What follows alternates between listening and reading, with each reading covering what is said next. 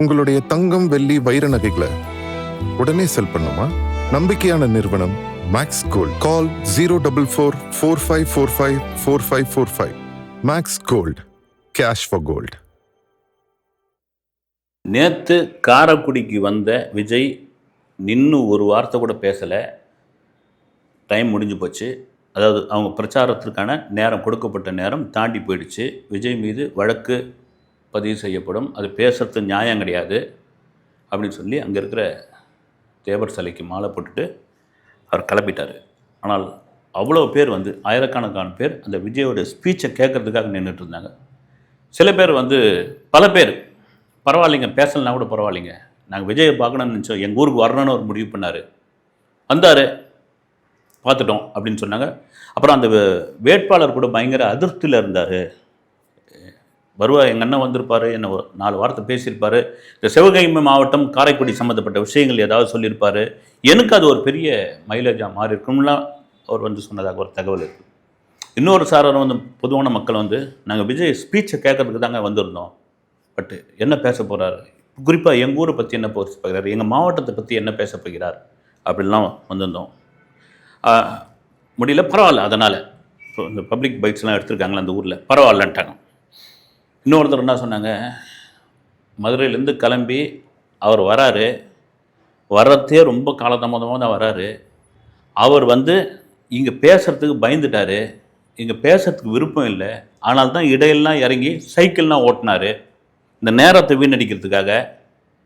திடீர்னு பார்த்தீங்கன்னா ஒரு ஸ்கூல்லேருந்து பள்ளி ஆசிரியர்கள்லாம் நிற்பாங்க, அங்கே நின்று அவர் அவங்களுக்கு அவங்களுடைய வாழ்த்தெல்லாம் பெற்றுக்கிட்டார். அப்புறம் இடையில அங்கங்கே ஸ்டாப்பிங்லாம் போட்டார். நல்ல இந்த வாட்டி முன்ன மாதிரிலாம் க்ரௌட்லாம் கிடையாது, சில விபத்துக்கெலாம் நடந்தது ஆனால் போலீஸ் நல்ல பாதுகாப்பு கொடுத்து ரோடு வழியாக சீக்கிரமாகவே வந்திருக்கலாம். அவர் பேசுகிறதுக்கு பயந்துட்டார், அவர் பேசுகிறதுக்கு விருப்பப்படலை அப்படிலாம் சொல்லிட்டு இருந்தாங்க. அதுக்கு காரணம் சீமான் அங்கே நிற்கிறாரு, சீமானை எதிர்த்து எப்படி பேச முடியும் அவரால், அவர் பேரை சொல்லிவிடுவார், அவர் எந்த தலைவரோட பேரை சொல்ல மாட்டேன்றாரு இப்படின்னு இது ஒரு பக்கம் இருக்குது ஒரு கருத்து. இன்னொன்று என்னென்னா, சரி விஜய் அவர் 10 மணிக்கு ஏர்போர்ட் வந்தார், அவர் தான் தனி ஃப்ளைட் வச்சுக்கிறாருல, நீலாங்கரையிலேருந்து வெடிகாலம் கிளம்பியிருக்க வேண்டியது தானே, வெடிகாலம் கிளம்பி இங்கே ஆன் ரோடு வர வேண்டியது தானே அப்படின்னா, சரி வெடிகாலம் கிளம்பி வரார், முன்கூட்டியே சீக்கிரமாக வந்துடுறாரு, விஜய் எங்கே தங்க முடியும்? இப்போ விஜய்க்கு ஒரு ஹோட்டலோ ஒரு லாட்ஜோ எங்கேயோ அரேஞ்ச் பண்ணி கொடுக்குறாங்கன்னா அதை சுற்றி எவ்வளோ பெரிய கூட்டம் கூடும், ஒன்றும் பண்ண முடியாது. சரி விஜய் டைம் ஆகட்டும், சொன்ன டைம் 12:30 மணி ஆகட்டும், 11:30 வந்துட்டார், 1 மணி நேரம் நேரில் நிற்போம் அப்படின்னு நின்னால் கூட்டம் சும்மா இருக்குமா? சும்மா இருக்கும் போதே ஒருத்தன் அந்த வேனை பிடிச்சி ஏறுறான், வந்துக்கிட்டு இருக்கும்போதே ஒருத்தர் கார் மேலே ஏறி விழறான், இதெல்லாம் நியாயம்? அப்போ என்ன பண்ணுவாங்க, ஏங்க சொன்ன நேரம் தானே, அந்த சொன்ன நேரத்துக்கு வர வேண்டியது தானே, யார் உங்களை வெடிகாலம் கிளம்பி இங்கே வர சொன்னது? இங்கே உங்கள் கூட்டத்தை காமிக்கிறதுக்கும் உங்கள் மாசை காமிக்கிறதுக்கும் இந்த மக்களை அழகழிக்கிறதுக்கும் விஜய் இந்த மாதிரியான வேலை பண்ணியிருக்காரு, இதுக்கு தானே நீங்கள் வந்தீங்க அப்படின்னு இந்த வாய் இருக்குது பாருங்கள், எது ஒன்றாலும் பேசும். அது விஜய் சம்மந்தப்பட்ட விஷயம்னா என்ன ஒன்றாலும் பேசுறதுல மாற்றுக்கிறது கிடையாது.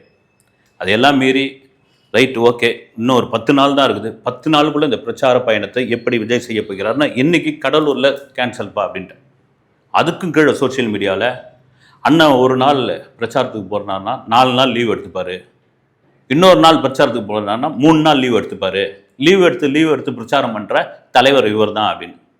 இல்லை ஒரு லாஜிக்கே என்னன்னு தெரியல உங்களுக்கு. ஏன்னா கடலூருக்கு அவர் போகிறாரு, இங்கேருந்து ஃப்ளைட்டில் ஹெலிகாப்டர்லேயே ஃப்ளைட்டில் தான் புதுச்சேரி போய் இறங்க போகிறாங்க ஏர்போர்ட்டில். அங்கேருந்து சாலை மார்க்கமாக போனோம் 20 கிலோமீட்டர். அந்த ரோடெல்லாம் பார்த்துருக்கீங்களா நீங்கள்? ரோடு சின்ன ரோடு, சுற்றி எல்லாமே ஊர், அடுத்தடுத்து ஊர், தவளக்குப்பம், பாகனூர், ஊரா. அங்கே போகும்பொழுது வழிநெடுக்கும் ஏற்கனவே புதுச்சேரிக்கு பிரச்சாரத்துக்கு போய் அவ்வளோ பெரிய கூட்டத்தை காமிச்சாச்சு, மறுபடியும் அந்த வழியாக தான் போய் ஆகணும் அப்படின்னா, சாலை மார்க்கமாக தான் போய் ஆகணும்னா என்ன பண்ண முடியும்? கடலூரும் ஒரு சின்ன ஊர், கடலூர் தாண்டி வடலூர், சேத்தியாத்தோப்பு, மீன் சுருட்டி, திட்டக்குடி, அதுவும் இந்த சேத்தியாத்தோப்பு வழியெலாம் நீங்கள் போயிருக்கீங்களான்னு தெரியல, ஒரு சின்ன பாதை, அங்கெல்லாம் போனால் வண்டி கிண்டி மாட்டிக்கிச்சு அப்படின்னா. நான் ஒரு திருமணத்துக்கு ஒரு 4 வருஷத்துக்கு முன்னாடி போயிருந்தேன், அணக்கரைக்கின்ற ஊருக்கு போயிருந்த, ஒரு பகலில் தான் ஏறினேன், வண்டி பஸ்ஸில் ஏறினோம். ஒரு பத்திரிகை தம்பியோடைய திருமணம், அந்த ஊருக்கு போகிறதுக்கு 11 மணிக்கு ஏறணும். அந்த மீன் செத்தியாத்தோப்புக்கு முன்னாடி பஸ்ஸு நின்று போச்சு. என்னென்னா ஒரு அரசியல் கட்சி தலைவரை வந்துக்கிட்டு இருக்கார். அப்போ எதுவும் இந்த மாதிரி எலெக்ஷனோ இதுவோ கிடையாது. அதோ திருமணத்துக்கு போயிட்டு திரும்ப வந்துக்கிட்டு இருக்கார். அவரை பார்க்கறதுக்கு, அவரை வரவேற்கிறதுக்கு கூட்டம்னா கூட்டம் 4 மணி நேரம் பஸ்ஸில் உட்காந்து கிடக்குறாங்க.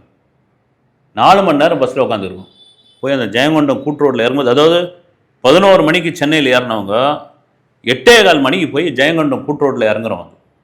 இப்போ விஜய் அது மாதிரி வந்துட்டாரு. அது மாதிரி ஒரு நிகழ்வு, ஒரு ஆம்புலன்ஸ் நின்று போகுது, ஒரு பஸ்ஸு நின்று போகுது இந்த ரோட்டில் அப்படின்னா என்ன சொல்லுவாங்க? அது விஜய் தான்ப்பா இதை பண்ணார், விஜய் தான் இதுக்கு காரணம், அவருக்கு ஏன் இது பிரச்சாரம் பண்ணுறதுக்கு இதுவே கிடையாது, ரோட் ஷோ பண்ணுறதுக்கு தான் உங்களுக்கு கிடைச்சதா, அந்த ஊர் தான் கிடைச்சதா, வேறு ஊரே கிடைக்கலையா அப்படின்ற கேள்வி கண்டிப்பாக வரும். எப்படி காரைக்குடியில் பயந்துக்கிட்டு போயிட்டாரு, தாமதமாக வந்தார், பேசுறதுக்காக நடுங்கிறாரு, சீமானை எதிர்த்து அரசியல் பண்ண முடியல அவரால், அப்படிலாம் ஒரு விமர்சனம் கண்டமணிக்கு சோஷியல் மீடியாவில் வைக்கிறாங்களே, அதே இதுதான் இன்றைக்கி கடலூரில் வந்திருந்தால் இந்த பிரச்சனை நடந்திருக்கும். அதில் மாற்று கருத்து கிடையாது.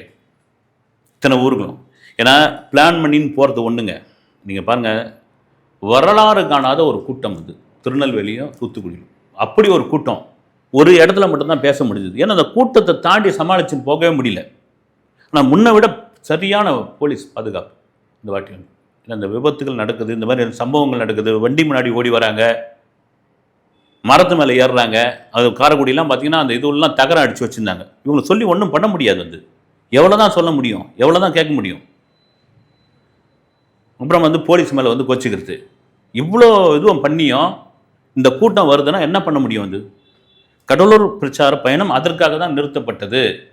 அதை ஒரு விமர்சனமாக எடுத்துக்கிட்டு கடலூர் மண்ணுக்குள்ளே அவர் காலை வச்சுடுவாரா, திட்டக்குடியில் அவர் வந்து தீர்க்கமாக பேசிடுவாரா, வடலூரில் அவர் வந்து வள்ளலார் ஆயிடுவாரா, அப்படி இப்படின்ட்டு என்னென்னவோ போட்டுக்கிட்டு இருக்காங்க. வந்து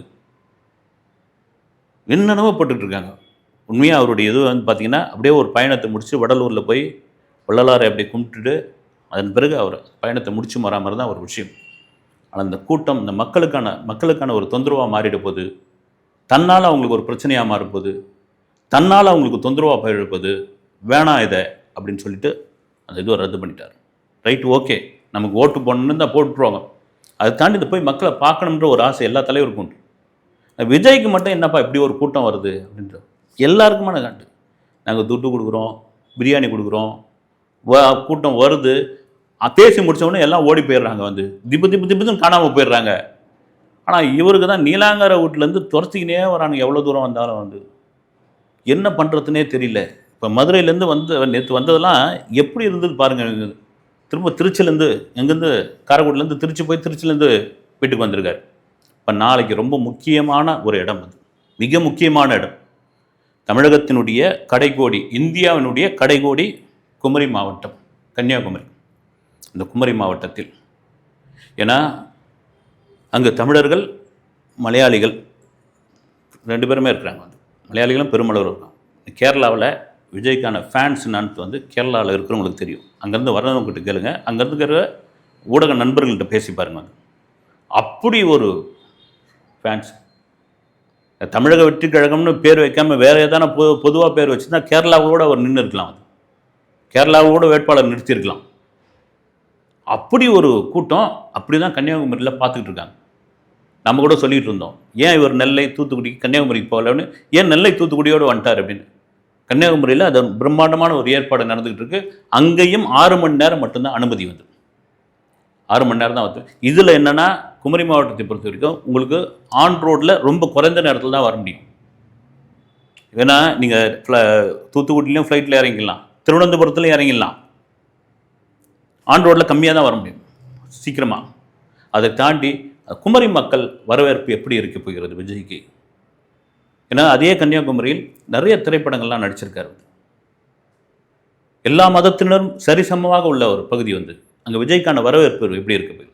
ஏன்னா தொடர்ச்சியாக அவர் மீதான விமர்சனங்கள் வந்து, ஒரு பக்கம் வந்து அவர் வந்து ஜோசப் விஜய், இன்னொரு பக்கம் பார்த்தீங்கன்னா அவர் வந்து பிஜேபியோட பி டீம், இன்னொரு பக்கம் பார்த்தீங்கன்னா அவர் மறைமுகமான ஒரு சங்கி, இப்படியா விமர்சனங்கள் வந்து இருக்கும் பொழுது கன்னியாகுமரி மக்கள் தமிழ்நாட்டில் அதிகம் படித்தவர்கள் உள்ள மாநிலம் அது. அந்த மக்களுடைய வரவேற்பு விஜய்க்கு எப்படி இருக்கு பொறுத்திருந்தால் மிக சரியான வரவேற்பாக இருக்கும் என்பதில் மாற்று கருத்து கிடையாது.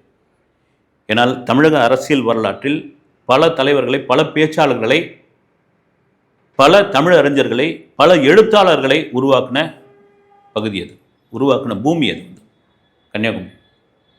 அங்கே வந்து மக்களே வந்து ரொம்ப வித்தியாசமான மக்கள். அவர்கள் எமோஷனலாக அவங்க அன்பும் செலுத்துவாங்க. அப்போ விஜய்க்கு எப்படியாப்பட்டவரும் வரட்டும், எங்கள் பகுதிக்கு வரட்டும், நாங்கள் பாருங்கள் வரவேற்பு அப்படின்னு. இப்போ அங்கே உள்ளவர்களுக்கு என்ன மாதிரியான ஒரு ஸ்பீச்சை கொடுக்க போகிறார் விஜய்? அங்குள்ள அரசியலை பேச போகிறாரா? அங்குள்ள பிரச்சனைகளை பேச போகிறாரா? குமரி மாவட்டத்தில் உள்ள மக்களை பற்றி பேச போகிறாரா என்று பொறுத்திருந்து தான் பார்க்கணும். வந்து மிக முக்கியமான விஷயம். இதன் பிறகு இந்த ஒரு 8 நாளில் விஜயோடைய பிரச்சார பயணம் ஒரே கால அளவில் டிசைன் செய்யப்பட்டுள்ளது.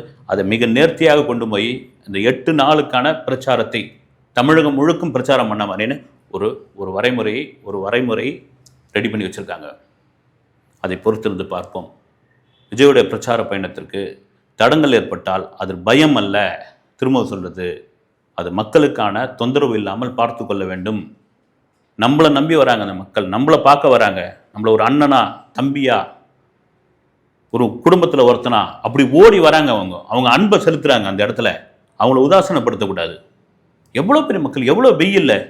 காரைக்குடியில் பார்த்தீங்கன்னா தண்ணி தண்ணி தண்ணி தண்ணின்னு கேட்க ஆரம்பிக்கிறாங்க. நமக்கே இதுவாக இருக்குது வந்து. அப்புறம் அந்த தாவேக்கா ஆட்டில் தண்ணியை எடுத்து பாட்டில் எடுத்து கொடுக்குறாங்க வந்து.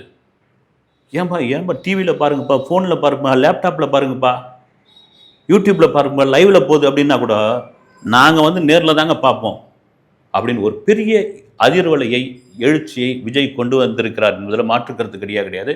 இந்த 9-10 நாளில் அவருடைய பிரச்சார பயணம் எந்த அளவிற்கு அவருடைய அரசியல் வாழ்வில் ஈடுபடும், 23ஆம் தேதி எலெக்ஷனில் எந்த அளவுக்கு அவருக்கான அந்த வாக்குகள் செலுத்தப்படும், மே 4ஆம் தேதி ரிசல்ட்டில் அவருக்கான அந்த அரசியல் பயணத்திற்கான பதில் எப்படி பெரும்பான்மையாக கிடைக்கும் என்பதை பொறுத்திருந்து பார்ப்போம். அடுத்த வீடியோவில் சந்திக்கிறேன். நன்றி.